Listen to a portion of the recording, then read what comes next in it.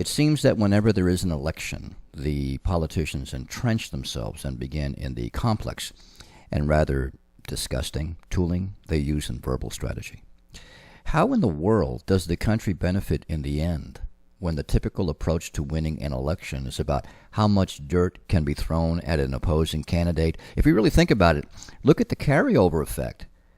How does the world view our leadership when the tidal wave has receded? We indoctrinate our citizens with this display of behavior when it's incredibly adolescent. Hey, come on. Has anyone ever thought about this? We elect politicians to office based on how clean they are, not about how good they are for the job that is at hand. It's a race of checks and balances and media intervention as well, and a convoluted society with a window that seems entertaining. We no longer have to buy box season tickets for the game. Hey, get it free on some of the major networks. We seem to support this name-throwing propaganda, whether real or false, as a viable and practical tool for destroying the rival. It's almost like looking into a cage of rats and watching what they do. It's so damn public. I don't think our American skin would be tarnished if men and women who are the potential leaders of our country start acting like responsible adults, transcending these modified behaviors and teaching us the appropriate skills of diplomacy here as well as abroad. Don't you think some people laugh at us? The way we conduct our public affairs, not to say world business? The static composition of these network broadcasts. Also know that these affairs are negative tooling, which means a huge listenership. It reminds me of early Roman history when Caesar knew that crowds lusted on violence. His godlike mannerisms would either save or kill the defeated opponent in the arena. We're still jostling this kind of power to an audience that is hungry for this rather dysfunctional communication. There is nothing dynamic about politics other than the rodeo effect. Stay on the horse. You win. I could have woke up this morning, had my coffee, poke around the news on the internet, kiss my kids good morning, but no. These thoughts enter my mind at first light. After all, it just didn't get in there overnight. It took years to modify itself, and I believed this is the way that you should think, being a good citizen. It's amazing how we all grow up eventually and look at the hazards that have plagued ourselves and others. I think about the poor soldier who for years didn't have adequate medical, and we went about politicking for them since they were the golden thread to our American flag. Why did we have to get so far removed from these young men and women and gloss over their importance? Because simply, as history is written thus far, we had to fight for their right to recover. Kind of like knowing we screwed up for a real long time and just had to do something about it. The fighting men and women should, under the American ideal of freedom, be held as the most illustrious of all of us. Well, not including the worker bees known as politicians, of course, and those that pat us on the back and root for us while gaining something for their esteemed input. We're not a football team. The loser here just simply dies. Getting back to the big screen. Maybe someday politicians will get it, and the people that are hungry for mid-level violence. Violence. Yes, of course. That's what I call it. Hey, spouses get divorced for this kind of crap. Tell me how many men and women you know who are force-feeding each other verbal tooling are surviving in their marriage. Well, you don't have to be a psychiatrist to know that this behavior is conducive to, that's right, verbal abuse. Why the hell are we doing this on our television sets and media-driven networks? Who are the sickies here? I no longer subscribe to watching these escapades of horror because essentially that's what they are. They degrade the character of human nature by recessing itself with this behavior. Does bad behavior look better than good behavior? Good question. Our children, not all children, seem to be nurtured on aggressive grids, such as games, television programming, and what goes on in their own house.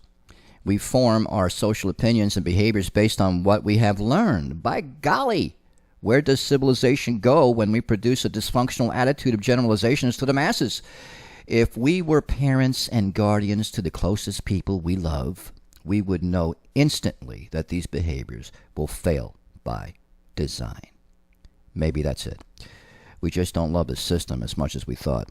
It's not the system itself that's bad, but those that become elected in a manner conducive to verbal tooling.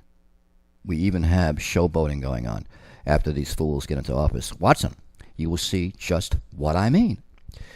Do I have respect for anyone? Heck yes, I do. But I will call it when I see it. Remember, it's my opinion and not necessarily yours. But, yes, it's a second but. If you have eyes in your head, then much of what I said is quite obvious to all. Okay, let's bump up my slightly radical or truthful speech to the classes. This topic drives me nuts. It amazes me who watches all of this, which I have been discussing as verbal tooling, the so-called intelligent crowd, which appreciates these manifestations of language, get a kick out of this behavior because it co-supports the idea of being an elitist. A supreme elitist can never see the other side of the picture.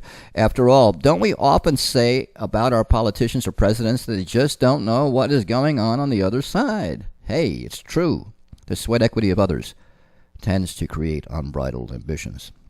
Our leaders and big business and the ranking process further exacerbates the concept of the classes. We somehow will use the underdog to meet our expectations to succeed. There is something about what I just said that makes some sense. In fact, it's daunting. Okay, we're a society that is enslaved to pyramid making. Pretty much like the ancients. Don't function, and you will be thought of as trouble. Your life will be either put into perpetual failure, or you yourself will fail, feeling banished because you just don't fit. The concept is you must be a player if you are to succeed. Never mind about your own personal effects. Just do as you are told, and you will win.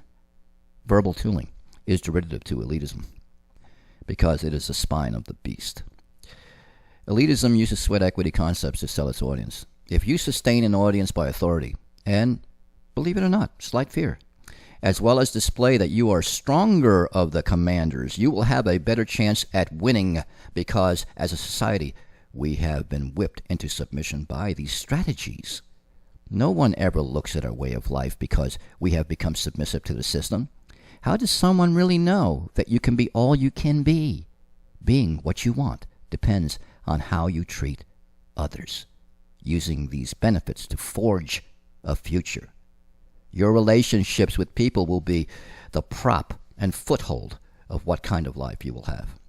If you are a real person without the flaws and perceptions of sweat equity tooling, as well as pyramid employment, then your continued strength and health of mind will contribute to a healthy society. What happens during elections is not healthy. How do you begin to get healthy in a turbulent war of power? They should stamp these television episodes of politicians fighting with each other. It's like you would a cigarette pack. That is dangerous for your health, but your mental facilities anyway. How do you begin to get healthy? The only chance you have is to find a place in your head that really knows the truth. You will become a church to a system, something you must serve. But open your eyes. Watch. Really look at the way things are done, and you will become a believer with your own church of consciousness. I call it freedom. This is Richard Q. Zimmerman, organicradio.com. Thank you for listening.